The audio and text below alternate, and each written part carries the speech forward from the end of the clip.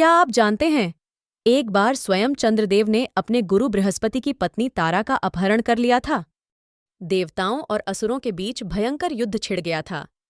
आखिर ऐसा क्या हुआ था कि चंद्रदेव, जो सौम्यता और शीतलता के प्रतीक माने जाते हैं, उन्होंने ऐसा पाप किया? आइए जानते हैं चंद्रदेव और तारा की रहस्यमयी कथा। एक समय की बात है। चंद्रदेव ने एक राजसूय यज्ञ का आयोजन किया। उस यज्ञ में समस्त देवता, आशी और महर्षि उपस्थित थे।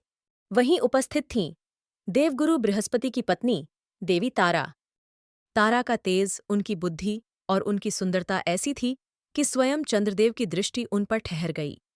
और तभी उनके मन में कुछ बदल गया। चांद्रादेव, ऐसी अद्भुत आभा, ऐसी दिव्य शांति।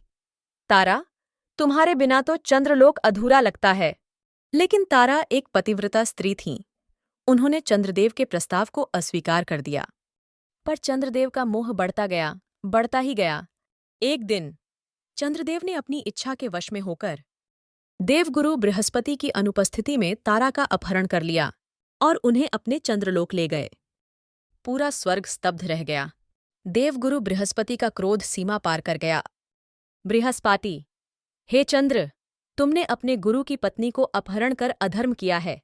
तुरंत तारा को लौटाओ। चांद्रादेव, हे गुरुवर, तारा स्वयं मेरे साथ आई हैं। मैंने उन्हें बलपूर्वक नहीं लाया। और यही बात बन गई स्वर्गीय युद्ध का कारण। देवगुरु बृहस्पति की ओर से देवता खड़े हुए तो चंद्रदेव की सहायता को कुछ असुर आ गए। स्वर्ग और पाताल के बीच भयंकर युद्ध छिड़ गया। बिजलियां गिरीं, नक्षत्र कांप उठे और ब्रह्मांड में हलचल मच गई। अंततः ब्रह्मा जी ने हस्तक्षेप किया। ब्रह्मा, बस करो, यह अधर्म है। चंद्रदेव, तुरंत तारा को उनके पति के पास लौटाओ।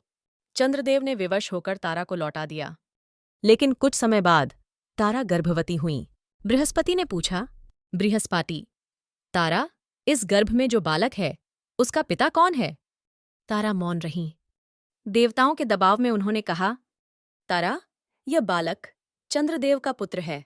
और जब वह बालक जन्मा तो उसका नाम रखा गया बुध, यानी बुध ग्रह, जो बाद में बना ज्ञान, तर्क और बुद्धि का प्रतीक।